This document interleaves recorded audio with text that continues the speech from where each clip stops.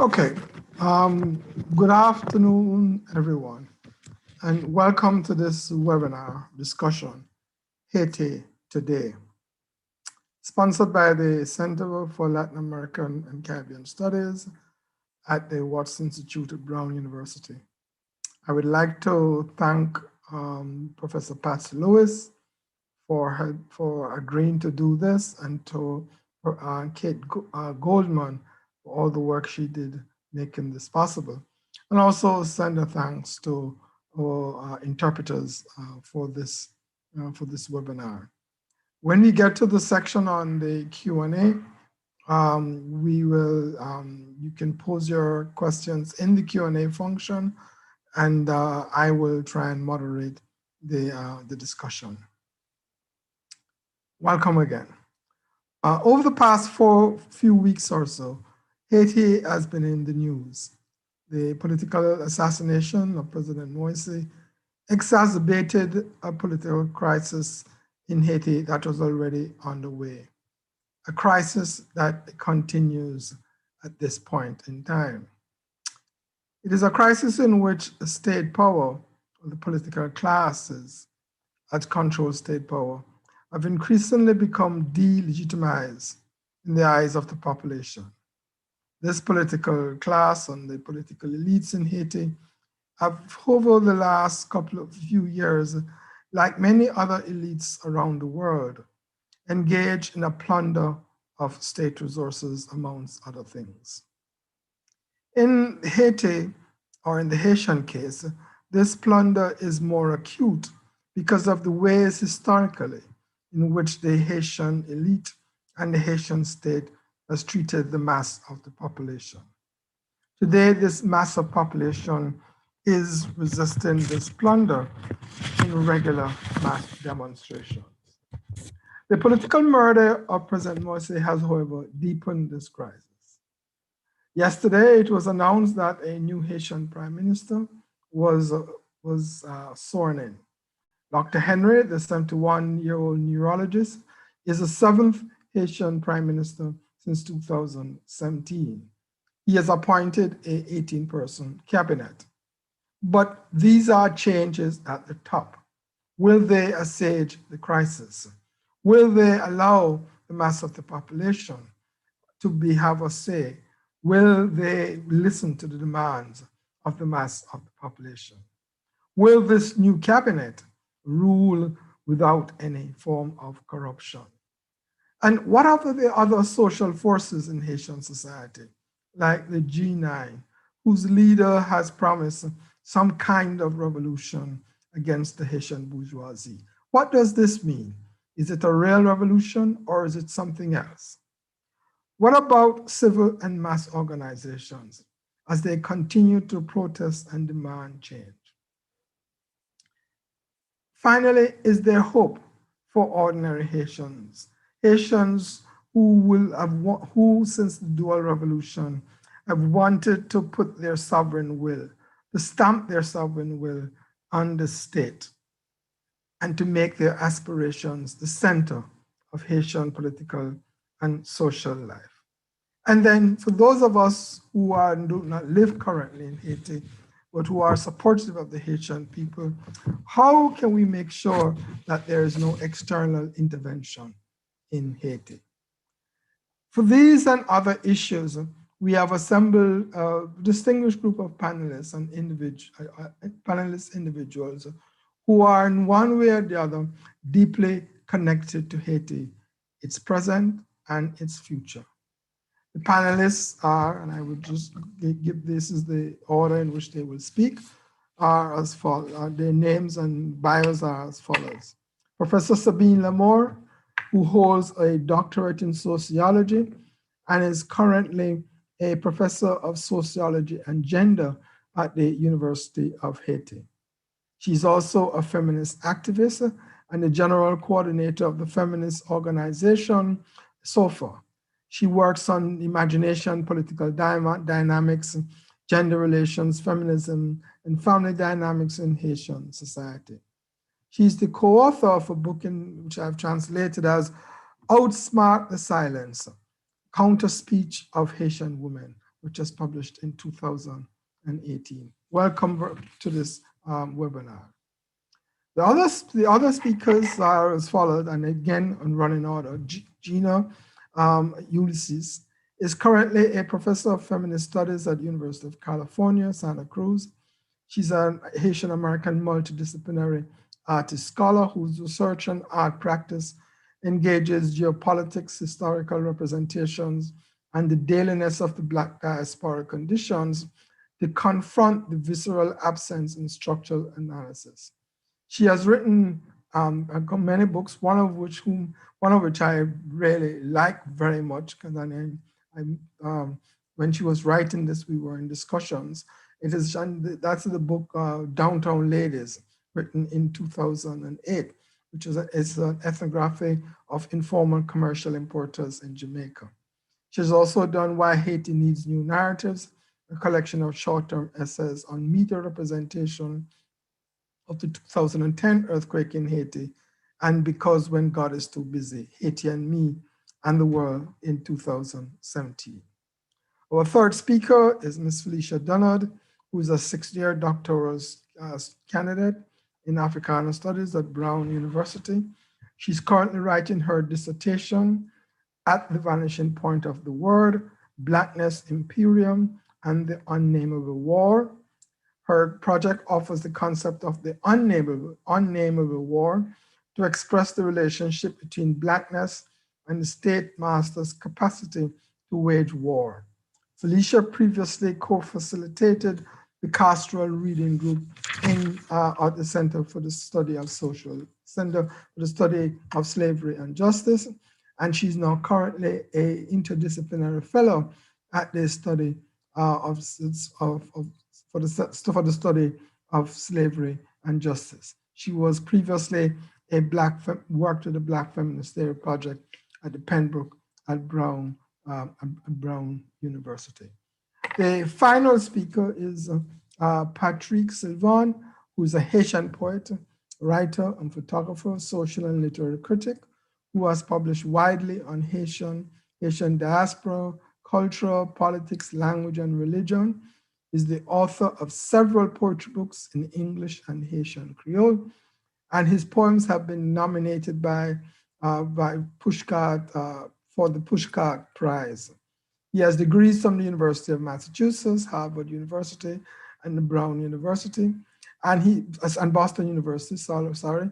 He's also a lecturer at Brown University Africana Studies Department, and he's currently the Cheryl Dorothy Robbins Creative Writing Prize Fellow at Brandeis University, where he's completing his PhD. Welcome all of you to this webinar. And the format is that we will ask each of you to do 8 to 10 minutes, 10 minutes maximum of opening remarks. And then that will take us about 40 minutes. And then I will ask a set of questions for another 15 or 20 minutes or so. Questions that would emerge out of what you have all been saying. And questions I think may need answering for the audience, if you allow me that right. And then we will go to Q&A, where the audience, which now comprises of 48 persons, will ask all of you questions. So once again, welcome. And if you could start with Professor Lamour, that would be great. Professor?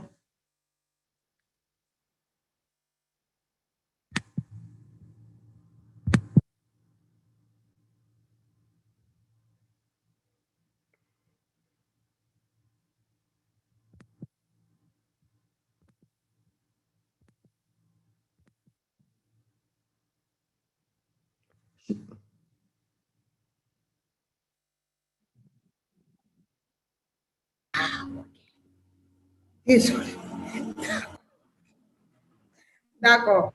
OK, merci beaucoup. Et je dis merci pour l'invitation. D'accord. Et je vais commencer par expliquer d'abord qu'est-ce qui se passe en Haïti. Bon, plus ou moins les racines du problème. bon, ma compréhension personnelle, c'est pas une compréhension globale de la réalité, mais c'est ma propre compréhension en tant qu'activiste et en tant qu'académique et qui évolue en Haïti. Bon, pour moi-même, le problème, la crise qu'on vit actuellement en Haïti, allô? Vous m'entendez? C'est OK?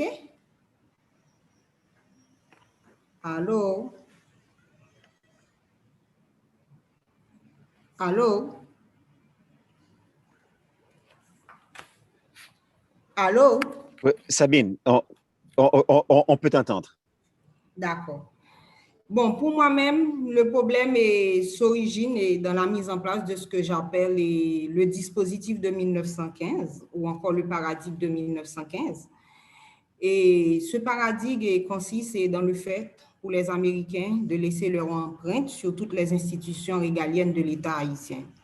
Par exemple, on va les retrouver au niveau de la santé. L'hôpital général avait été construit pendant l'occupation américaine. La direction générale des impôts avait été mise en place pendant cette période-là. Et aussi, le système éducatif haïtien avait été mis en place, c'est-à-dire la coupure qui existe entre l'éducation rurale et l'éducation urbaine, et ça avait été mis en place pendant la période occupationnelle. Et dans cette démarche, il faut dire qu'il y a eu une orientation avec le concours, bien sûr, d'une partie des élites locales et d'un ensemble de dynamiques qui supportent la gouvernance en Haïti. Et ce dispositif a facilité l'implantation d'une vision du monde, d'une compréhension de la politique, d'une compréhension de la gouvernance, et on retrouve en partie tout ce dispositif-là dans la politique en Haïti actuellement.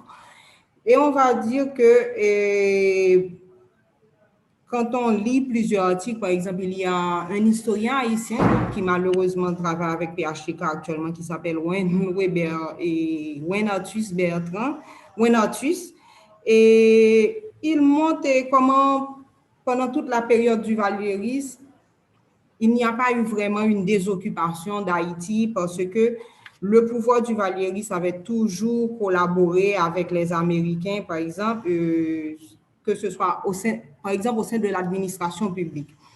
Et depuis 1915, nous voyons que les Haïtiens sont en lutte aussi pour la récupération de leur territoire, la récupération de la gestion de l'administration et de leur souveraineté, et en gros leur droit à l'autodétermination. Les luttes populaires des années 80, par exemple, qui ont conduit à la chute de la dictature, ont apporté beaucoup de changements dans notre société, mais ces luttes aussi impulseront des changements notoires en remettant en question, par exemple, l'armée comme institution. Mais on va voir que les tenants du dispositif de 1915 aussi ont veillé à ce que le dispositif soit toujours en place, même après les luttes de 1986. Par exemple, on va avoir l'élection de 1990. Avec l'élection de 1986, le 16 décembre 1990, on va avoir de réelles élections démocratiques en Haïti pour la première fois après la dictature. Mais le 30 septembre 1991, il va y avoir un coup d'État et l'armée va reprendre le contrôle de la société aussi. Et à partir de là, on va voir que c'est à partir de ce moment-là que les Nations Unies vont intervenir en Haïti avec les missions de stabilisation. À un certain moment, il y a eu la MINUA, ensuite la MICIVI, et après, il y a eu la MINUSTA en 2004. Et là, maintenant, on a le Bureau des Nations Unies qu'on appelle BINU. On va voir que pendant toute cette période-là, on va mettre partiellement en place aussi, avec le coup d'État aussi, on va réorganiser le dispositif. Et les Nations Unies, sous la houlette des États-Unis et les ONG, s'arrangent aussi à chaque fois pour désétatiser l'État. Ce que j'appelle désétatiser l'État, c'est le fait qu'à chaque fois, on vient avec le récit, l'État est en faillite, l'État est en crise, mais en même temps, on voit qu'il y a tout un ensemble d'éléments au sein du dispositif qui va faciliter le fait que l'État ne prend pas en charge sa population. On va venir, par exemple, en 1994 avec cette histoire de plan d'ajustement structurel à un certain moment, et les plans d'ajustement structurel qu'on va imposer sous la houlette de la Banque mondiale et du FMI en Haïti, on va voir qu'à un certain moment, on va demander à l'État de se désengager vis-à-vis de la population. L'État ne va plus intervenir dans l'éducation, dans la santé, et tout ça va déstructurer tout le tissu social qui avait été mis en place pendant toute la période 86, pendant toute la période 1957-86, parce qu'il y avait eu un tissu politique qui avait été construit aussi, et on va assister aussi à la montée d'une forme de pauvreté. C'est à ce moment-là qu'apparaît, par exemple, certains concepts, le concept de féminisation de la pauvreté et plein d'autres concepts qu'on va voir apparaître. Il va y avoir à la fois un dispositif matériel, mais en même temps aussi tout un ensemble de dynamiques et idéal aussi qui va assurer une compréhension de la société haïtienne et qui va construire Haïti d'une certaine manière à l'échelle internationale. Et à partir de là aussi, bon, c'est ce que j'appelle le processus de désétatiser l'État.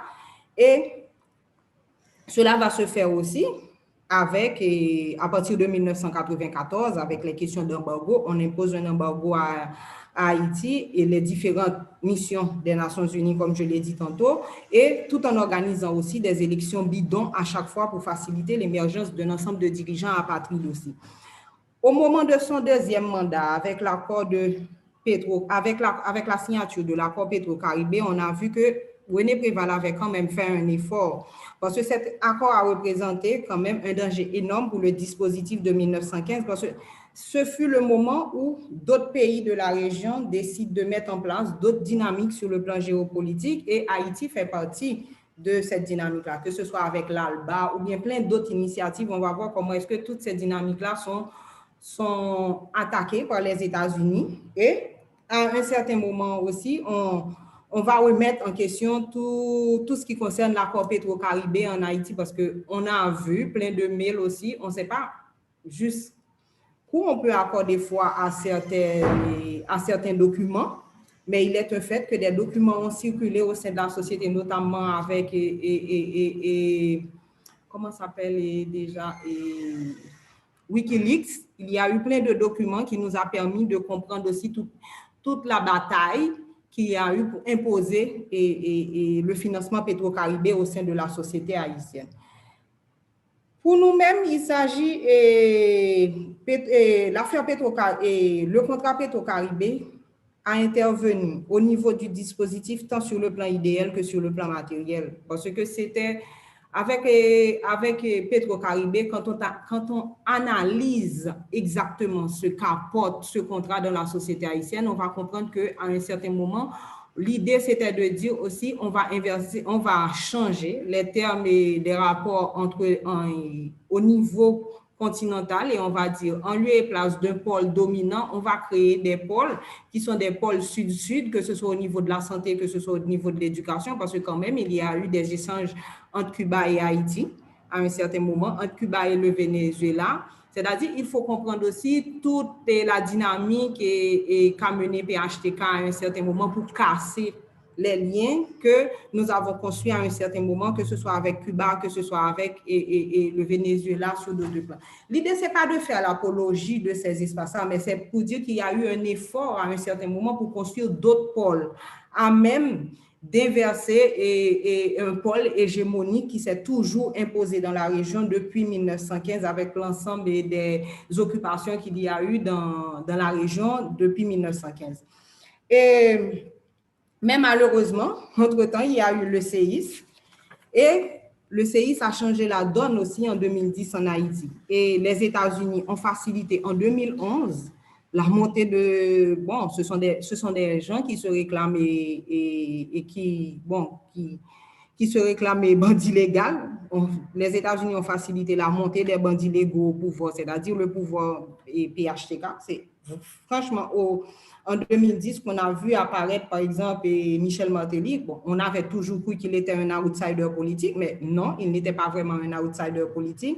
C'est quand on regarde tout ce qui s'est passé pendant la période du coup d'État entre 1990 et 1994 qu'on s'est rendu compte que le monsieur a eu le temps de monter une fondation, qu'il a eu des interventions au niveau de la politique et il avait des amis très bien placés. Et quand on prend aussi le sens de tout ce qui se passe dans le milieu du compas, les chansons, tout ça, on se rend compte que le monsieur n'était pas vraiment absent de la politique comme on l'avait cru avant.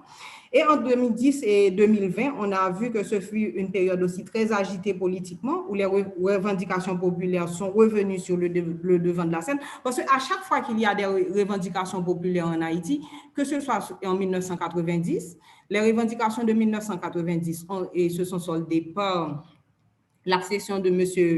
Aristide, Jean-Bertrand Aristide au pouvoir comme président populaire et avec un mandat vraiment populaire. Bon, ce qui va se passer après, on ne va pas revenir dessus, mais c'était ça en 90.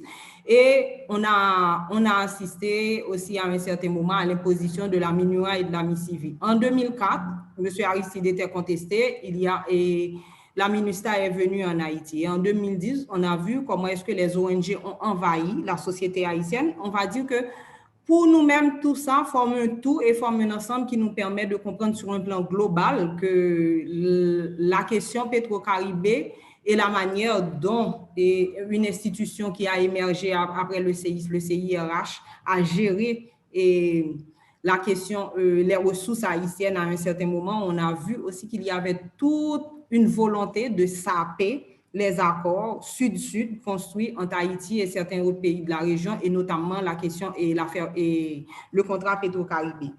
Et ce qu'on a pu voir aussi, comme je l'ai dit, en 2010 et 2020, ce fut une période très agitée politiquement où les revendications populaires sont revenues sur le devant de la scène. En 2015, les Haïtiens sont sortis dans la rue, ils ont massivement contesté le budget national. Or, c'était un budget qui était tourné vers la présidence et les principales institutions haïtiennes. Nous avons contesté ce budget-là et ensuite, il y a eu 2018, le 6-7 juillet 2018. Et comprendre le 6-7 juillet 2018, c'est comprendre toute la lutte aussi à l'interne, mais ce n'était pas vraiment, que ce soit, les Haïtiens ont mené des luttes, par exemple, sur les questions du salaire minimum. Ce fut une très, très grande bataille. Au sein de la société, on n'a pas pris en compte le fait que c'était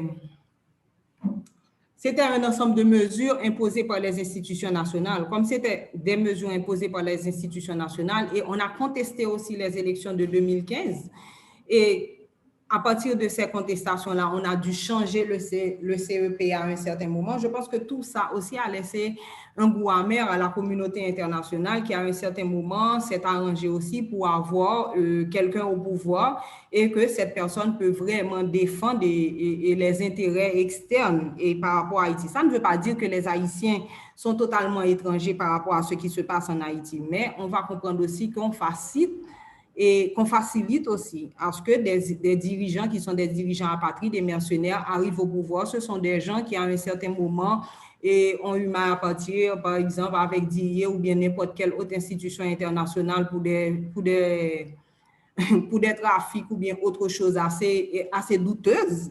C'est-à-dire, ce sont des personnes qu'on peut contrôler aussi au niveau international. Et comprendre ce qui se passe en Haïti depuis le 6-7 juillet 2018 jusqu'au 6-7 juillet 2021 avec l'assassinat du président et Jovenel Moïse revient à comprendre toute cette dynamique. Par exemple, c'est comprendre comment il y a aussi une oligarchie véreuse qui est soutenue par les États-Unis et une classe moyenne qui vit des subsides des ONG, qui n'a pas vraiment une attitude pour contester un ensemble de choses au sein de la société haïtienne, et une classe politique mercenaire aussi. Et le tout mis en place par les Nations Unies et le corps groupe sous la tutelle des États-Unis. Et il faut comprendre que le peuple haïtien n'a jamais eu le droit de décider aussi de son avenir. Actuellement, l'enjeu des luttes haïtiennes depuis 1915 reste entier, c'est le droit à l'autodétermination, c'est le droit à la souveraineté.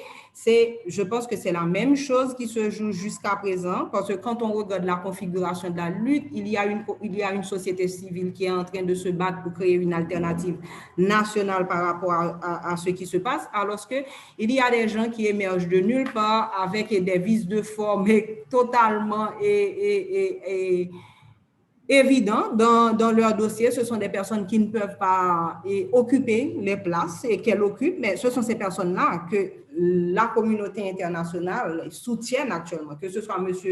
Ariel Henry, certes, il y avait déjà un arrêté au niveau national, c'est-à-dire dans le journal national, le Moniteur, le nom de M. Ariel Henry était déjà... Il y avait déjà eu cet arrêté qui disait que M. Ariel Henry était le Premier ministre, mais le monsieur n'était pas investi par le président de la République et, en tant que Premier ministre. Et l'autre qui s'est imposé comme Premier ministre, M. Claude Joseph, il avait déjà donné sa lettre de démission à M. Moïse avant et qu'il soit assassiné. C'est-à-dire, on est dans une situation où on est face à une vie d'institutionnel et dans cette vie d'institutionnel, on profite pour faire tout et n'importe quoi à n'importe quel moment. Et sur un plan institutionnel, il y a une forme de déficit de légitimité et aussi de légalité de ces dirigeants-là. Alors qu'il y a la société civile qui, dans un vaste mouvement depuis janvier 2021, on met en place tout un ensemble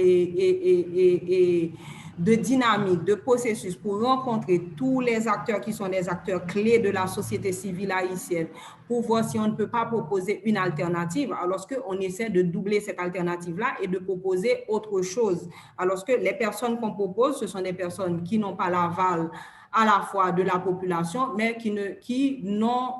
mais leurs nominations aussi n'ont pas été menées selon des processus et légal et légitime. Du coup, il y a aussi à chaque fois ces interventions-là qui nous empêchent de nous affranchir de la tutelle aussi et des États-Unis. Et à un certain moment, on va dire que les Haïtiens, ils sont toujours dans la grogne et on refuse d'accepter les règles et de l'état de droit, nous refusons la démocratie, tout ça, alors que ce n'est pas vrai. Il y a un peuple qui demande à chaque fois et de s'affranchir de la tutelle des États-Unis et de la tutelle des organisations internationales pour prendre son destin en main. C'est-à-dire les Haïtiens refusent d'avoir une démocratie taillée sur mesure.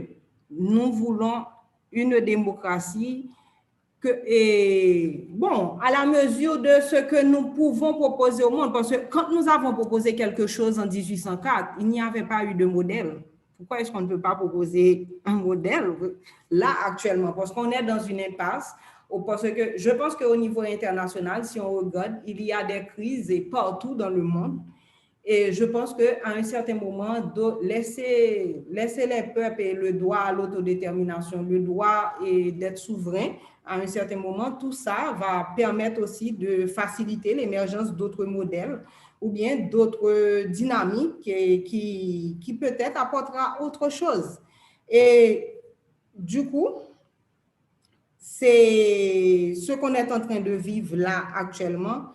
C'est unique, c'est pas parce que les Haïtiens n'ont pas la possibilité de proposer quelque chose et par eux-mêmes. C'est que nous voulons nous affranchir du paradigme de 1915. Parce que ce paradigme-là, c'est un paradigme mortifère. Ce paradigme-là ne nous permet pas vraiment de nous projeter, de construire un récit national, tant au niveau matériel, par exemple, comment est-ce qu'on va faire et concrètement pour construire un espace de gouvernance, tant sur le plan administratif et sur d'autres plans, et en même temps aussi le récit de ce qu'on construit et comment est-ce qu'on peut l'offrir au monde. Merci beaucoup.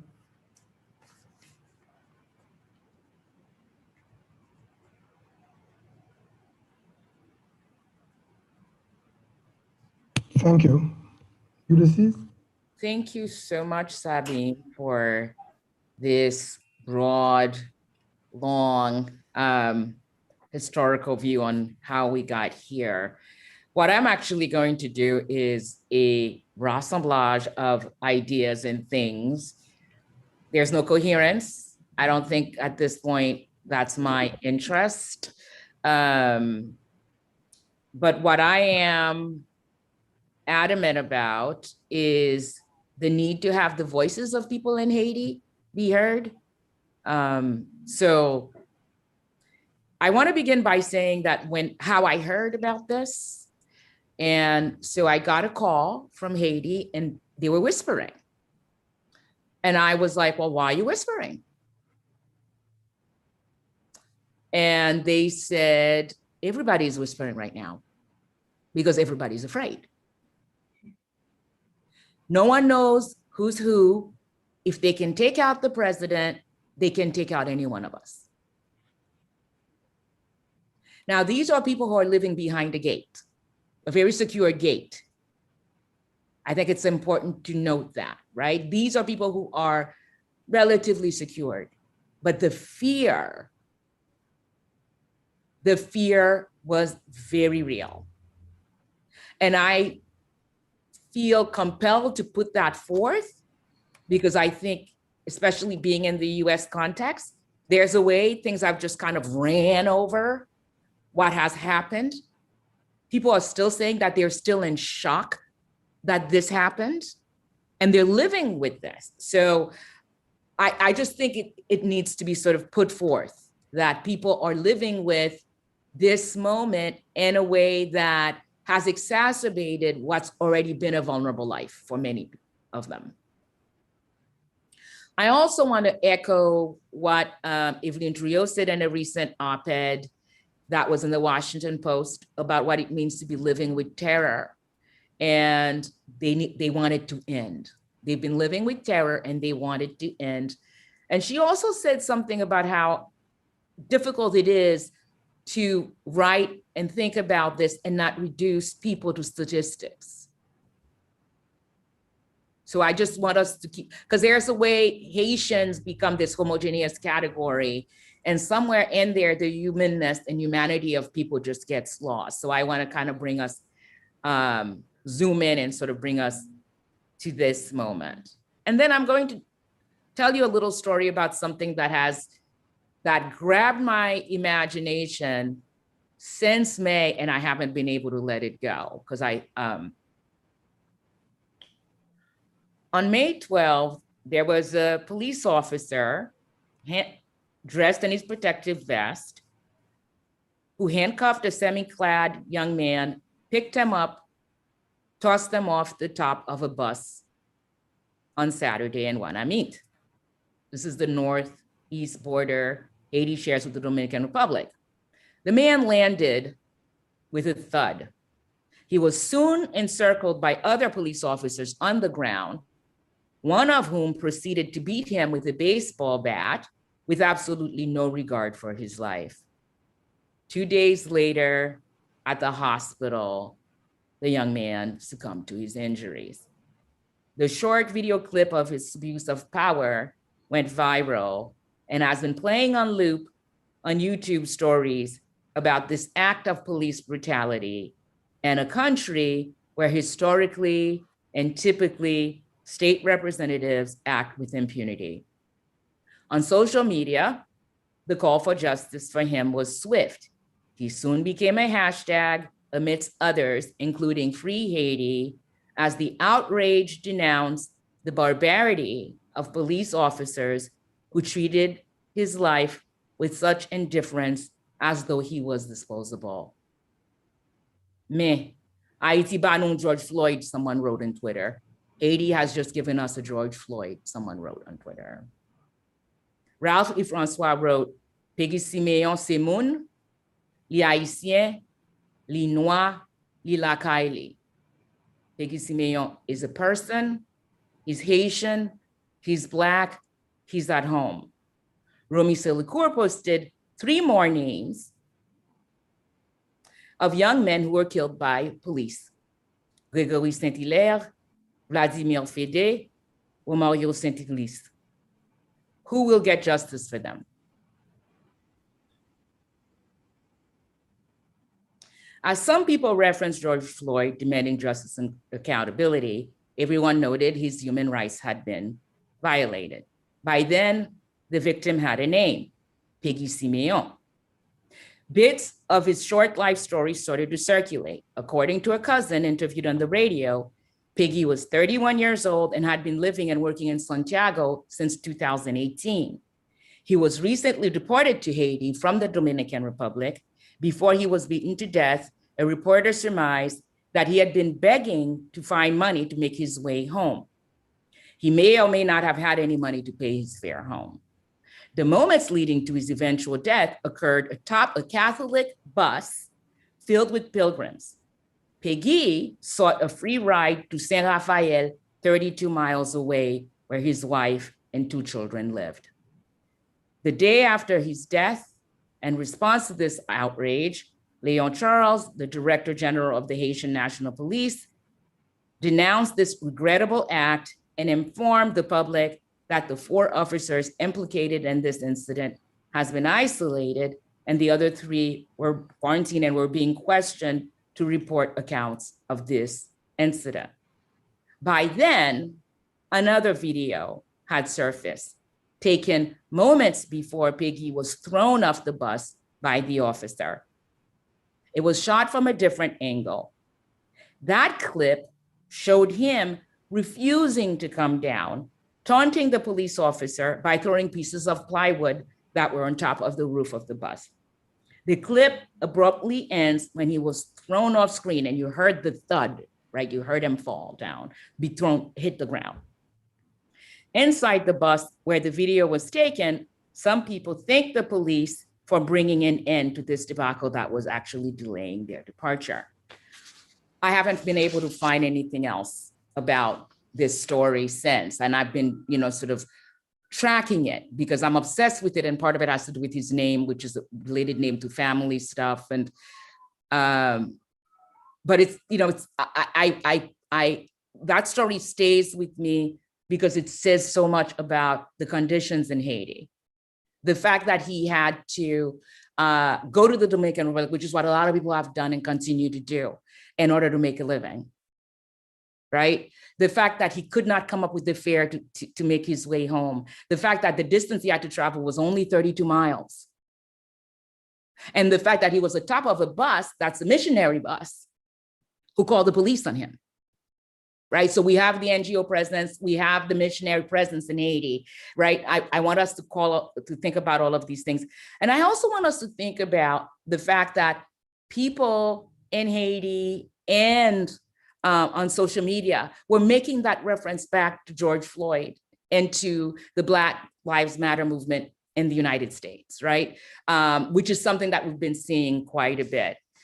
The other thing I want to kind of just move to is, as someone who's, more or less very, very, very focused on issues of representation of Haiti and the media, the last 2 weeks have basically been, here we go again. Because we're seeing a lot of the same narratives more or less recirculating. And so I'm actually going to read something that I wrote a while back, and then I want to make some commentary, and then I'm going to end with some questions that I'm sort of still mulling over. And considering the issue of representation and the meaning of symbols of hate in Haiti, I believe it's imperative that we always begin with a simple question. How did the enfant terrible of the region become the world's bête noire? Just thinking of Haiti, the Haitian Revolution, disrupting the order of things called colonial. Many of us were taught that Haiti was at the avant-garde in the region, second only to the United States of America, which had ousted the British. This small territory where enslaved Africans outnumbered their European masters dared to successfully defend itself against 3 European armies to claim its independence at a time when other nations in the region still trafficked in slavery.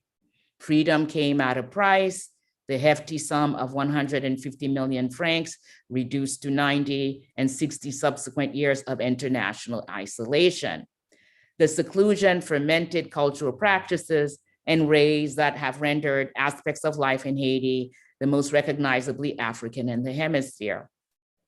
Haiti's history would be silenced, disavowed, reconstrued, and rewritten as the Haitian fear, code for an unruly and barbaric Blackness that threatened to export Black revolution to neighboring islands and disrupt colonial power, and I should say colonial/capitalist power. Reading this moment, literary critic Jean-Michel Dash observes, it is not surprising that Haiti's symbolic presence in the Caribbean imagination has never been understood in terms of radical universalism, which it actually represented and sought to embody. Rather, the island disappears under images of racial revenge, mysterious singularity, and heroic uniqueness. The distortions that emerge in the aftermath of the successful revolution would have impact for years to come. Indeed, the chimera of Black freedom and the stereotypes of savagery that go with it to this day remain central to how we talk about Haiti, represent Haiti, understand and explicate Haiti and Haitians. This, of course, begs us to ask a bigger question concerning the role that these media narratives play in more practical matters and policy papers and so on. For indeed, there are certain narratives that allow us to remain impervious to each other by the way they reinforce the mechanics of othering. Or as the late Michel Rolfe-Trio puts it, the more that Haiti appears weird, the easier it is to forget that it represents the longest neocolonial experiment in the history of the West. So now I just want to mention a couple things very quickly that have been sort of I appreciate the fact that Sabine, mentioned that Haitians have been ready to take a lead in their own country. They are aware of their civic duty. They are committed to their civic duty. Yet this idea of democracy keeps being elusive. And there was a piece in the paper a couple of days ago, right, when the new so-called prime minister was instituted. And Jake Johnson, I just love the title alone. Haitians don't need another president chosen behind closed doors, because the civil society did not participate in this process. And it was clear, as people in the commission have said, there was no consultation. We know that because these folks represent themselves. So I just want, to sort of, again, keep putting that out there in terms of, we're talking about the Haitians, which Haitians are we talking about, right? And we know we're talking about, in this context, Haitians in the plural. We're not talking about the Haitians who can afford to play lobbyists, right? We know that now. It's been really important. I think one of the good things that's happening in this moment is there's a lot of information that's coming to the foreground. A lot more than I ever expected to see, so quickly, right? It's not the Haitians who can afford to play lobbyists, not the ones who are the oligarch, who have an established relationship with Washington, not the Haitians who are invested, right? And basically, engrossing their own coffers, not the ones who are associated with the Republic of Port-au-Prince. And I want to actually say there is other departments outside of Port-au-Prince. There's Alcaye, there's Croix-des-Bouquets, there's Lagunave, and there's Léogane, right? Because we tend, again, to be so focused on the capital, and that is and has always been Haiti. So, so the thing about the way the core group recently just sort of like established a new government, I'm no longer surprised by what happens, but I do think it needs to be noted that what the US has been very much involved in instituting in Haiti is the very thing that they're actually critiquing the Republicans for in this country, right? So, you have people in Texas leaving the state to come to Washington, D.C. to seek refuge in order to keep Republicans from passing a bill that will disenfranchise other people. And yet they're doing that in Haiti. So, I think that is such an important thing for us to keep, talking about, right? That there's actually more similarities between what's happening in the United States right now because of the way those of us who are quote unquote other than the US are being disenfranchised and what's happening in Haiti. So I think that's also important. And then another thing, the last thing I actually want to say, which is, there's two things. Well, one, there's a couple of things that have been making it in the mainstream press of late that I'm finding surprising, right? In terms of other aspects of Haiti's history that was more or less always ours, or people in the academy knew, that are now making it to mainstream media. The fact that there's so much conversation about the indemnity payment, right? 10 years ago, that wasn't happening. People were just finding out that in the mainstream, that there had been a Haitian revolution.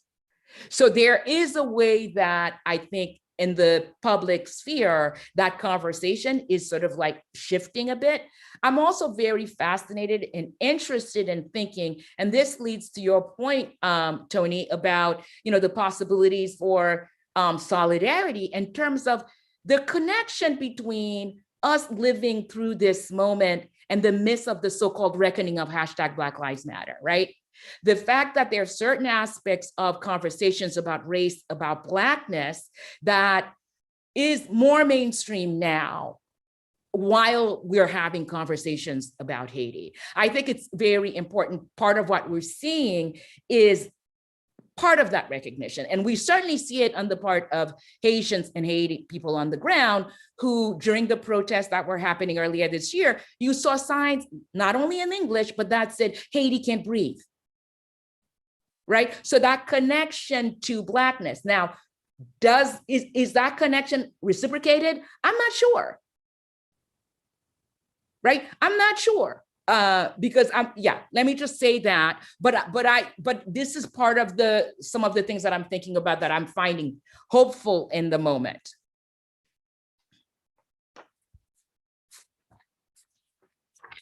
Thank you so much, Gina. Thank you very much. Felicia? Great, thank you all. It's a real, honor to sit and think with you, because it's just been a difficult couple of weeks of processing and isolation. And I don't know, preparing for this helped me confront, I think, the fear. I mean, I texted Dr. Bogues when it happened, and I said, I'm shocked. I'm very rarely shocked, but I actually was shocked. This caught me off guard. And,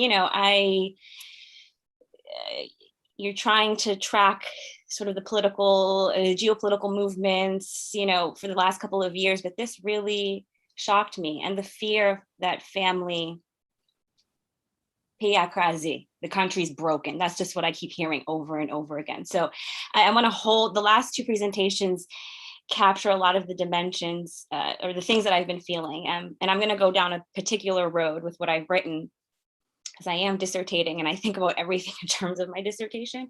But Haiti is always pushing me to sharpen my analysis, to sharpen my terms. And so I wanted to take this opportunity to respond. And so, yes, I will try to stay within the time we were allotted. Okay. Yvenol Léger, Cavan Geffrard, Pauline Charles Claude, Lauria Scipion, Junior Pierre Jean Hubert, Audnel Grégoire, Gregory Grégoire, France Kofi, Maxnol Guillaume, Luc Bien-Aimé, Grégory Mizan, Panalson Sardoli, Marie-Antoinette Duclair, Diego Charles. What's the difference between an assassination and a kill? Mm-hmm.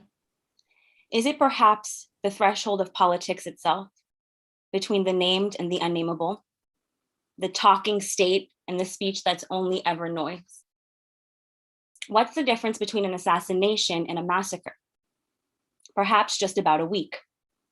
The difference between the evening of June 29th, when, quote, armed individuals whose murky affiliations include a state police gang nexus, executed nearly 15 people in 3 different locations throughout Port-au-Prince.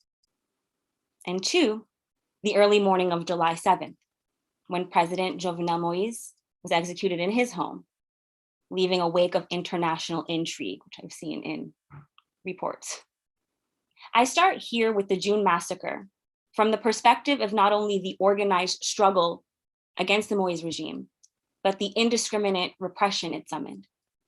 Since 2018, Haitian people have been growing increasingly organized and militant in their demand for the nearly $2 billion embezzled from the Petrocaribe energy agreement signed with Venezuela in 2006. And Dr. Lamour just gave you everything you need to know to hold this. Essentially, that presentation answered my questions about how do you hold this story? So this is kind of my version of holding it. So the agreement allowed Haiti to borrow fuel from Venezuela while deferring payment for up to 25 years. And sort of the extra funds were supposed to go to develop the economy and social programming.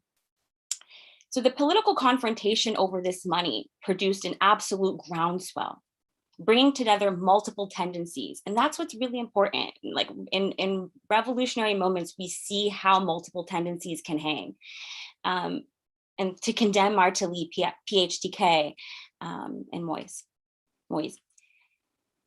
So this was not only a movement against corruption, which is often the language, because that domesticates the issue a little too much.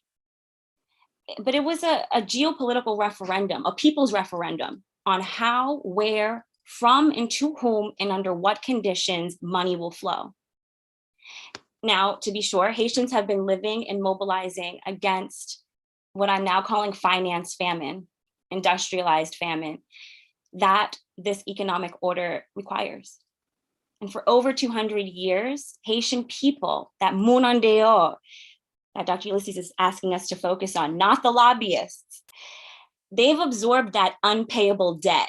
That's from Denise Ferrer de Silva, that unpayable debt of sovereignty, those entry fees to the international world order that the Haitian state was made to pay and in turn extracted from the people. The other side of that story, though, is that Haitians have refused and structurally developed around that refusal. This is like so important to me. They refused and structurally developed around the refusal to accumulate according to the conditions of capitalist racial rule.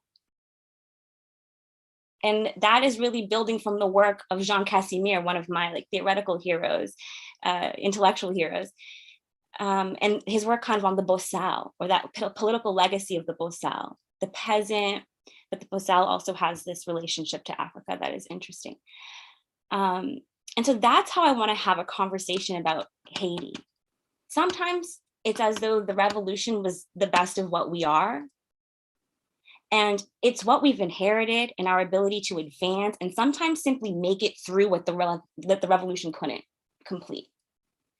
And being in a situation of no center to strike. Really all these layers, the layers is what I really throws my mind. So this is all to say that there's a lot to learn about the Petro-Caribe Agreement and the rebellion as an anchor of contemporary Haitian politics. And it cannot be divorced from the 2004 coup of Aristide, hailed by the Bush administration as a new chapter for Haiti, nor the 2010 earthquake. Note that the Petro Agreement was nestled between the two. And so what I want to suggest a little bit is that the earthquake completed the coup insofar as it opened the door to UN occupation, forced elections, and the US approved administrations that embezzled the money. And this is the new stuff we're really getting in the media. But the earthquake not only destroyed our physical world and our families, it also buried the antagonisms that came before it. It's almost like it was Aristide coup where money, And the earthquake was a new political birth where, and I'm drawing from the work of my colleague, Bador Lagra, Haiti was almost rewritten as pure ecological disaster. And so that break is really important to me. And it brings together some of the things we're going to face as a planet, but how these ecological moments get to erase building antagonisms. And we know the UN occupation was a training ground for aspiring world powers like Brazil, who take the genocide on Black people there and worked on it in Haiti. So how do we hold this together? The sort of agreement, the coup, the earthquake, the occupation, the uprising, the assassination, because I kind of see a burial happening. And that article that you mentioned about the closed door elections also gets at this, and I really appreciate his work too. So I guess the question I'm thinking about is, or I'm working with Fanon's insight that decolonization produces a flight of capital. And absent, without these roads to to produce food for ourselves. And hunger is like at the base of how I think about war. Absent those, with that insight, or these two insights, when Haitians demand resources and when they make claims on distribution, because that's going to really be a portion of an anti-imperial fight, we really need to pay attention. And so Petro-Caribe is huge for the world in a way, I think, because it really was, about who can give money to whom, with all the other layers that we can get into. But so I think much of the coverage about Haiti has been dramatizing the assassination, mercenaries for hire, shootouts, failed states. And I think it's hiding a few things, which is that the assassination is unprecedented, though a symbolic, extension of the right to violate Haiti. That the proliferation of private war power, and this is kind of from my project, but it will be the new norm, and it already very much is the standard of field work in the international state system. But this training of mercenaries who fan out across the world, this is something we're going to contend with, and something Black people have been thinking around private war power since slavery. And so I think this is something that the assassination reveals, and that part of a violation that people are experiencing is that even the head of state, even a head of state that I'm challenging. And so that private dimension to me is important, and it's getting sensationalized as opposed to really looked at closely. And then finally, this, to return to my beginning or my opening, of the people that were massacred just a week prior, that the separation of the assassination, a regional operation, from the massacres, which are also regional, if we think about elites engaged in narco and arms trafficking, for example, that's another burial. And it kind of hides, how did he even become to be a mandateless president in the first place? And so how do we hold the assassination and the massacres and all of the levels of power that are producing them? And I really want to take Dr. Matthew Smith's point seriously. In the Jamaica Gleaner, he wrote a really great piece, as did Dr. Bogues, on state. And this is, he said, with Haiti, we love to search for precedents. And so we are going back and we're looking at the occupation, we're looking at prior assassinations. But we have to be able to assess what's different. So I really take his word of caution seriously. And to be specific about the conditions of the Haitian state and civil society. And I guess we're just caught up in a net, something that in my own life, when I think about my family and the fear, don't go outside today, don't sell any goods today. My husband telling his mom that, my cousin, the country's broken, period, I have nothing more to say. And thinking about these different kind of levels of power. And so I think on one hand, we need to be able to track international war power, which I think the CIA training other militaries that then have private people go out is a war power. And then police power, which the massacre is an example of. And also the assassination is an example of, if we're following the New York Times and all these places, and then this kind of private power function, which I'm provisionally calling the master power, but I don't know, but it's something about civilian warfare that's crystallizing, and how all of these are interoperable. They move with one another. And then my final, I think I'm going over my time. My final kind of thing is this insistence on the elections. This is the Imperial West's procedural terror almost. You will have an election. And it's the electoral ceremony versus the actual livingness of democracy, which is what Haitian people have been up to. That is so difficult. It's sickening. And Haitian people say, and history shows, that these forced elections, they're a tool and they're a part of the problem. And the Biden administration just doubles down. And so that's something I'm going to keep my eye on as well. And I just want to finish with a quote from Frank Etienne and Des Afis. It's a novel I just reviewed. We want to pull our dreams alive and kicking out of the sun's womb. A harsh light blinds our eyes. Our backs arch like bumps under the heavy load. There is still a long way to go before we find the roots of death, flowers of evil, cursed bud, epileptic shade.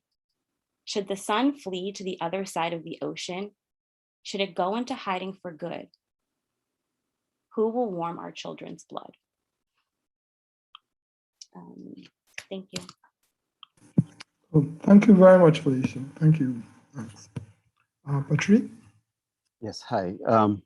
Hello to all. Thank you for putting this panel together. I'll try to not to touch on some of the issues that the other presenters talked about. However, to me, what is extremely important, there are several things. One is the fact that this might sound controversial, is the fact that since 1804, we have not really had a cohesive nation. And that will get us to the crux of Haiti's issues. What do I mean by that? We have not had a cohesive nation. Since 1804, between 1791 to 1804, we have had a kind of forced unity to battle slavery. But after 1804, the country was fragmented and remained fragmented along color lines, as well as class, as well as language and religion. And those four factors have and continue to eat at the core of the society. If we look at, for example, and I think Jean-Ulysse mentioned the notion of the missionaries, for example. So for me, it is not a coincidence that Christian Sanon is an evangelical pastor coming from Miami. It is not a coincidence that PHTK, especially Moïse, and a couple of the prime ministers were also evangelicals. It is not a coincidence that you have large bastions of former Duvalier regime members in Miami, Parnell Duverger, for example, who was a consultant to Christian, writing a kind of the economic roadmap for Haiti. So now what does that mean when you have those four fundamental issues? And those four fundamental issues, we can break them down into other notions, right? So the notions of class, which, as we know, we have not fully negotiated nor live with this kind of fluidity of classes within Haiti. Classes remain extremely rigid, and that rigidity is very much violent. And that violence, rigid violence of class, give us, in a sense, the Ariel Henry and the choosing of the president by Reginald Boulos, who is one of the richest families in the country. Prior to the execution, the assassination of Moïse, Reginald Boulos had submitted in June the name of Ariel Henry as the preferred prime minister, right? So it was submitted to Washington, thus as part of his wish. That same class, Reginald Boulos, the Bijo, for example, the Accra.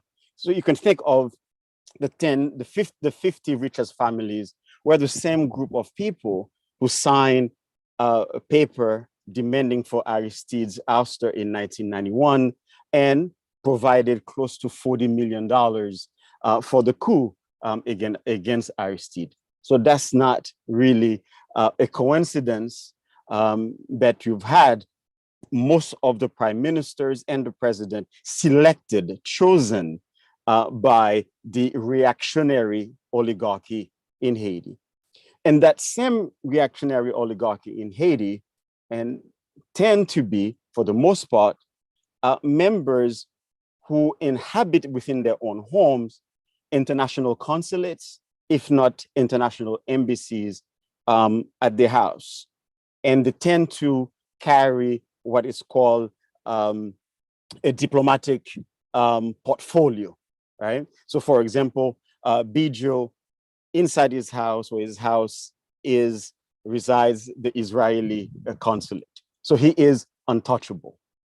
So the issue of class remains that you have since 1800s, from the French leaving to the 1900s, early 1900s, the Germans in Haiti who own mostly the banks and so forth and so on, moving to early after the US occupation to Middle Eastern, Lebanese and Syrians being sort of the mediator of power, the representation of imperialism within the country, being the mediator of power. So it is not a coincidence that you have the Boulos, the other families who are of Syrians and Lebanese descent, and many of them tend to maintain allegiance to their countries or their forefathers' origin. Izmaris, for example, from Palestine, and coincidentally, because of the Izmaris' revolutionary stand, pro-Palestinian stand, he was assassinated in 1994, right? And so that becomes extremely important to see who among the bourgeoisie who have been killed and why, and especially when you have a member of the bourgeoisie was killed, assassinated in broad daylight because of his stance for popular movement, right? Antoine Izmail, 1994. And so we have to ask ourselves whether or not, what is the role of the Haitian bourgeoisie, and whether we have a Haitian bourgeoisie in Haiti. The answer is no, right? We do not have a Haitian bourgeoisie. We have a predatory class. A predatory class, in a sense, and this is a bit tricky. Why is it tricky? Because on the one hand, you have Jovenel Moïse, who was a small so-called plantation owner, vendor of bananas, chosen by another middle-class man who became a millionaire, favored by the oligarchy to represent power. But that person became a threat, Jovenel Moïse, for two things. One, for the fact that he realized that the roads that needed to be built, electricity and water, were being charged too much by the oligarchy, and therefore remove contracts from members of the bourgeoisie in order to spend less from the state. Therefore, he became an enemy of the bourgeoisie as well. For example, one of the promises, and I would say failed promise by Jovenel Moïse, was one, to combat corruption 100%. He failed because he was part of the corruption apparatus. Two, he wanted to have electricity 24/7 in the country. That failed, although we would say that we have electricity 12 to 16 hours. Conditions have improved. Roads that needed to be built. So for example, a mile of road would have cost $1.5 million within the current corruption structure. He changed that, where the mile of road would be about 200,000. So he tried to reduce costs from the state, but that made him the enemy of the state, the enemy of the bourgeoisie as well. However, one of the problems that we are facing right now, and I think we need to be extremely cautious on this, is the fact that there is a different narrative going on in Haiti by those who do see Jovenel Moïse as another Dessalines, right? They're trying to, in a sense, whitewash all of the negative things that he has done, right? By claiming that because he is Black, therefore, he was killed for his Blackness. He was killed for his Haitianness. He was killed because he sort of stood his ground against the bourgeoisie. while those two things can be true, that is, he wanted to disrupt the power of the oligarchy, that does not mean that he was not involved in corruption, right? While he wanted to see progress in Haiti, that does not mean that he did not have dictatorial tendencies, right? And so, to be concrete, in July 20th, 2020, Jovenel Moïse said, we have the power, regardless of elections, we are going to win and we are going to maintain power forever. We cannot forget what he said about maintaining power. We cannot forget about wanting to change the constitution in order for those who stole money from the Petro-Caribbean so that they will not be prosecuted. That was part of wanting to change the constitution. Now, why changing the constitution? Again, now we get to the notions of political power. Since 1804, since our independence, actually since 1802, Haiti has had 22 constitutions. 22 constitutions. And those constitutions, now once we get to the political class, it's a way of fighting between the executive class with that of the legislative, right? Which branch of government will have more power in order to control the country. It's never really about establishing democracy for the sake of democracy. Never, right? And so Jovenel Moïse wanted to change the constitution. Not that the 1987 constitution was perfect, right? It could have been amended, but the change he wanted to make, he wanted to allow those changes to benefit his own party and his own presidency, which is illegal, right? Changes to be made in the constitution can benefit the next president, not the current president, okay? So now, religion, okay? Is it then a coincidence that Christian Sanon is an evangelical pastor? I'm not going to call him a doctor because all the research that's been made is claimed that Christian Sanon was not a medical doctor. Right? Nowhere in Miami was he licensed.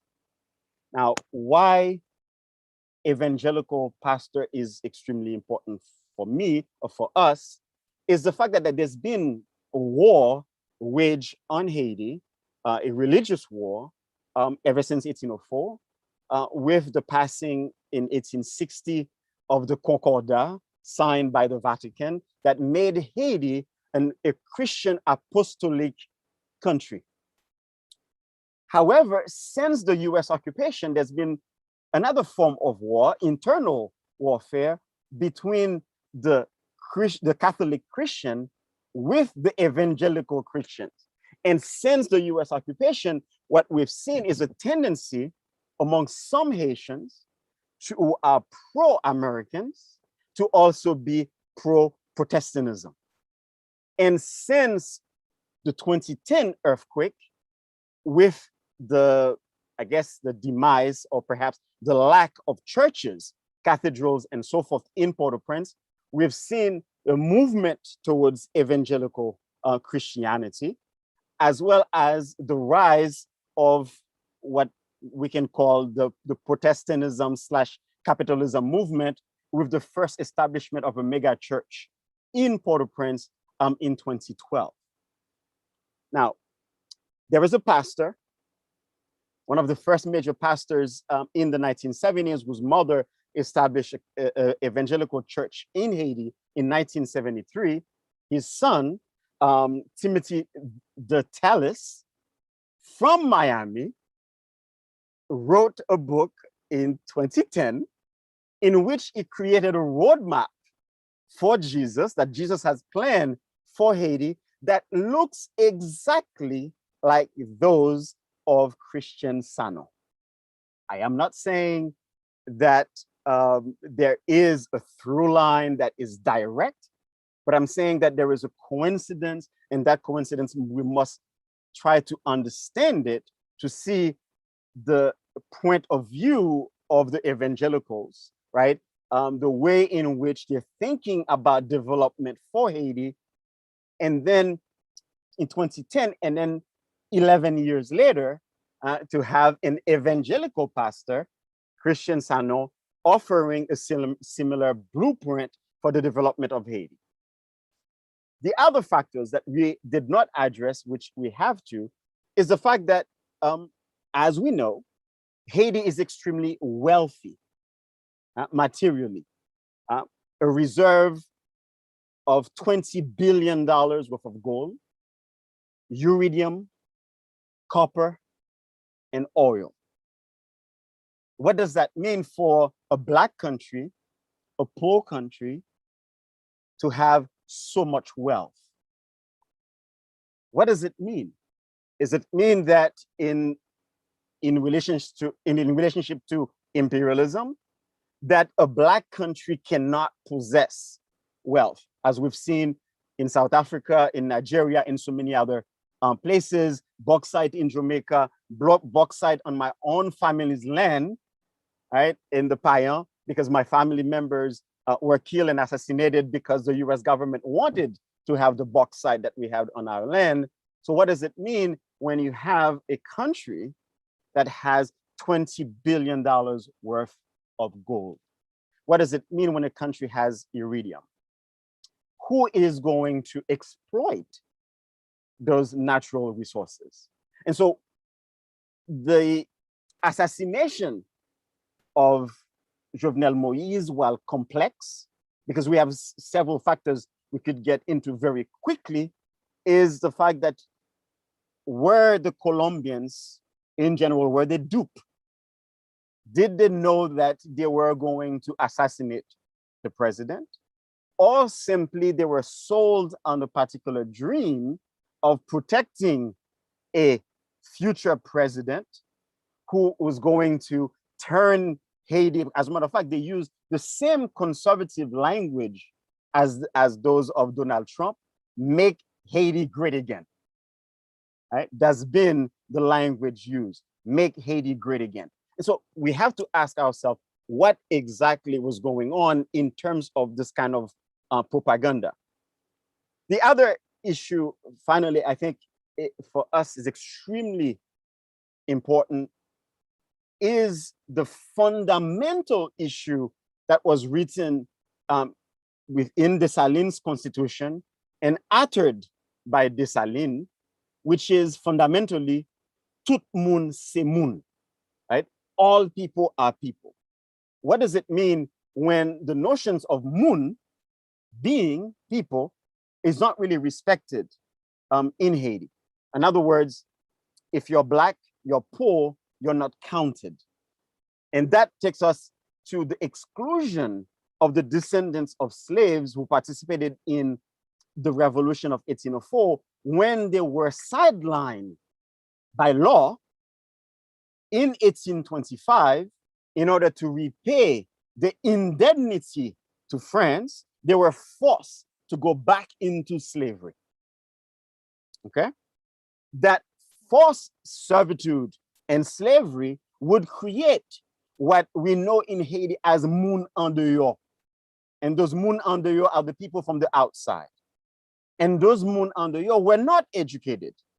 Those moun en dehors remain still uneducated, thus Haiti having a high illiteracy rate of almost 60%, right?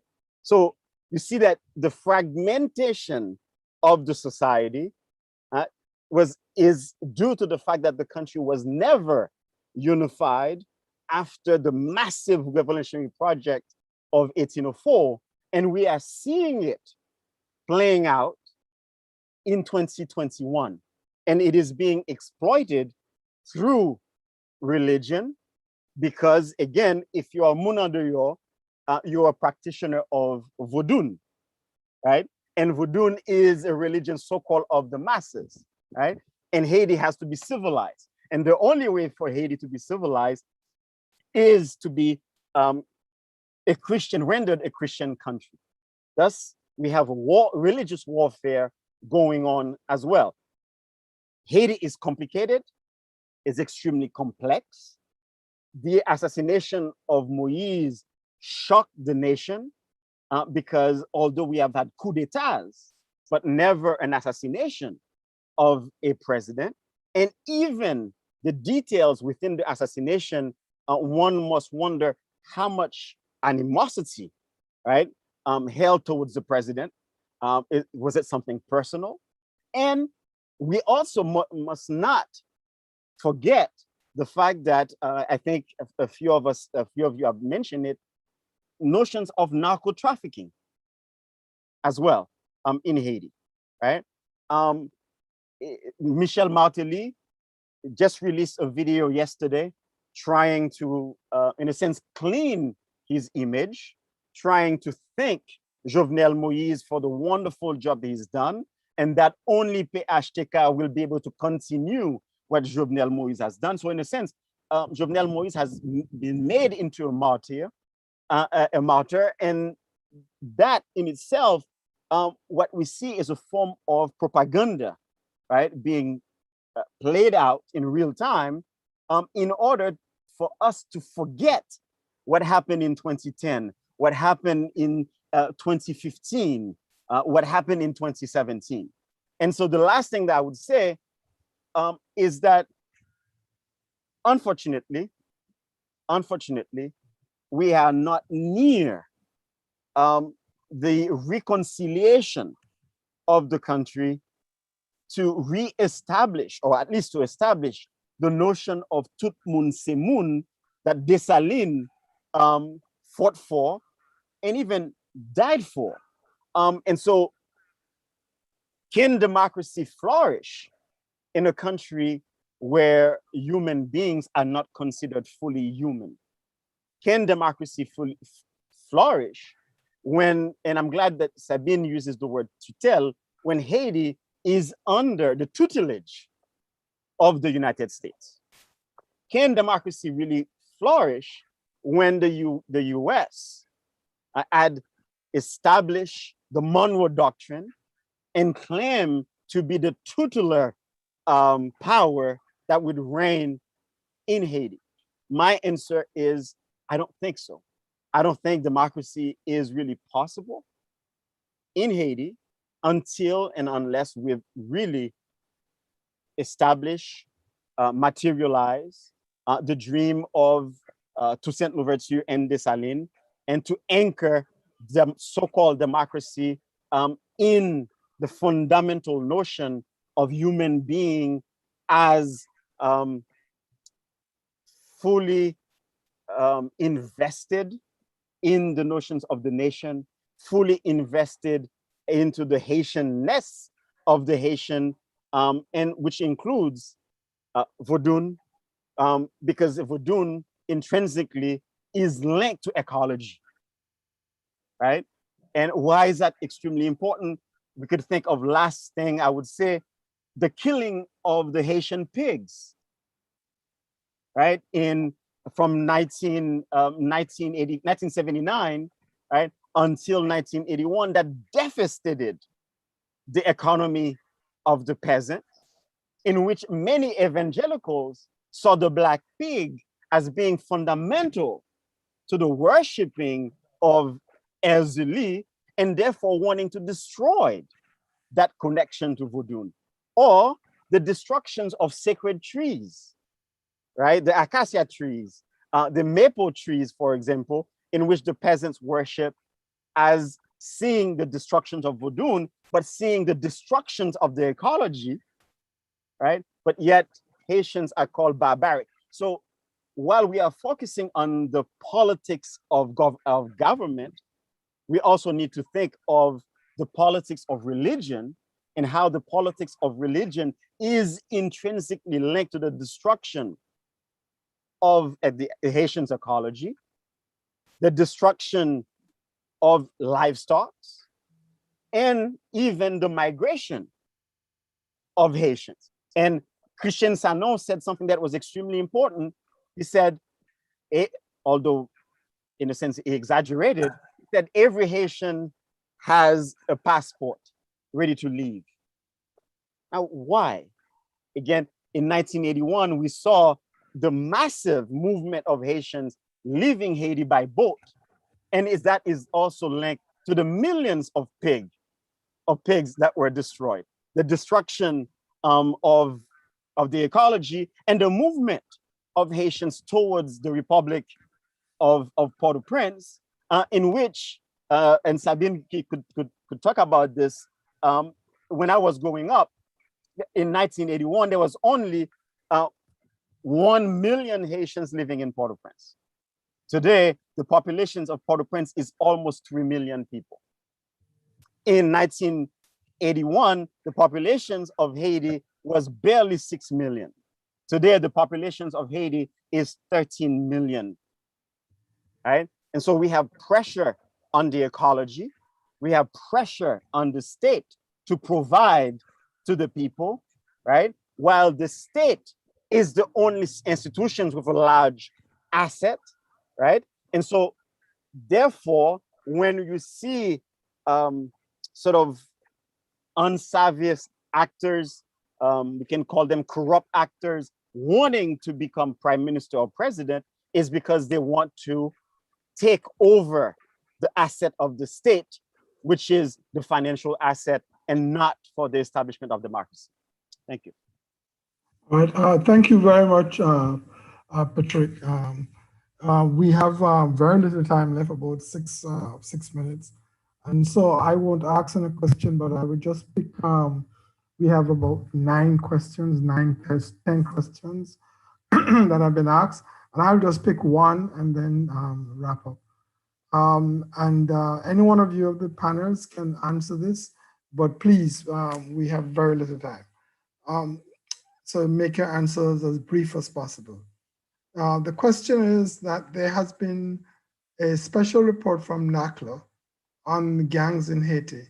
What can be done concretely to neutralize the gangs, in quotation marks, without any use of force?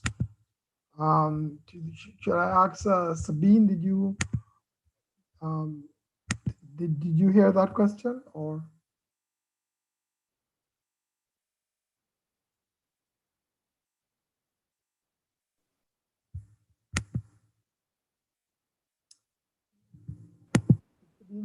Oui, j'ai entendu la question, mais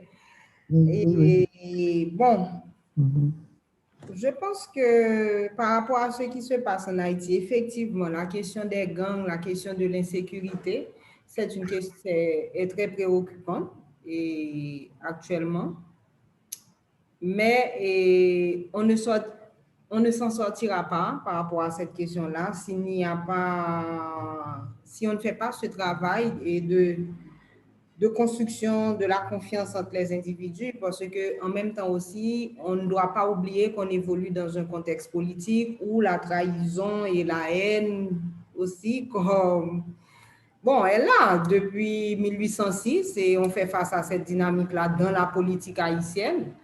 Et je pense que la question des gangs, ce n'est pas uniquement une question politique, il y a plein d'autres questions socio-économiques à répondre aussi par rapport à cette question-là. Moi, je n'ai pas de compétences en matière de sécurité ou bien en matière de désarmement.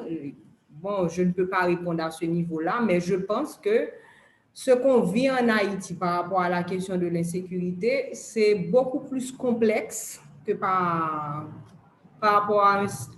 Bon, je ne dis pas que la question du désarmement, c'est quelque chose de simple, parce que je ne maîtrise pas et ce que ça prend, franchement, pour faire un désarmement.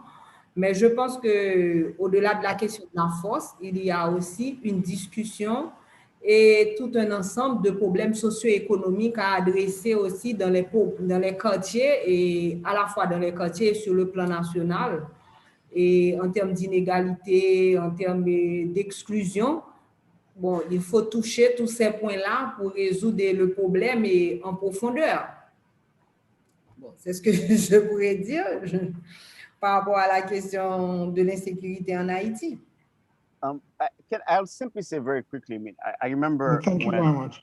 Yeah, I'll simply say very quickly. You have to be very brief, like 50 seconds. Very brief. I'll simply say very quickly that the insecurities in Haiti in between 2008 and 2009 was somewhat reduced, right? However, the escalations of gangs, the politizations of gangs, makes it very difficult to simply disarm, although there are gang members who have said they would like to disarm, but they would like for the state to provide them an opportunity. However, the other issue is whether or not some of the young folks can they be, in a sense, reintegrated into society given some of the crimes they have committed. And the last issue is also, it's not simply disarming the gang, but also disarming members of the police and the bourgeoisie who are providing the gangs with those guns, because you have young men who have never seen $10 or $200 a month, okay? I mean, a year, carrying weapons that are $5,000, $7,000, right? So it's a fundamental issue. The gang is a major problem, but we have to tackle the members of the bourgeoisie who are supplying them and members of the police. So last thing I would say, for example, Jovenel Moïse had ordered about 60 new weapons for his security police, but Dimitri Erard, who is under investigation, ordered 260, right? And Dimitri Erard has his own private security firm. And he's not the first. We have had others in the Aristide government who also created their own private firm. So what do we do with folks who are creating private security firms, getting rich on Haiti's insecurity? Yeah, thank you very much, Patrick, and thanks to all the panelists. We are out of time. We have 2 minutes running over time, but I really would like to thank you all for really provocative and informative presentations. My apologies to the audience. There were 9 questions. I could only pose 1, so 8 questioners were left off the list. Again, my apologies. I would say that this is a really very important topic, that what you have all said is not just important for Haiti, but is important for the entire Caribbean. As I listen to you speak, I am thinking of many countries I know in the Caribbean, but it is also, I think, very important for Black folks everywhere. And I want to end with on the note of Gina, which is what kind of solidarity can we create? Can we organize?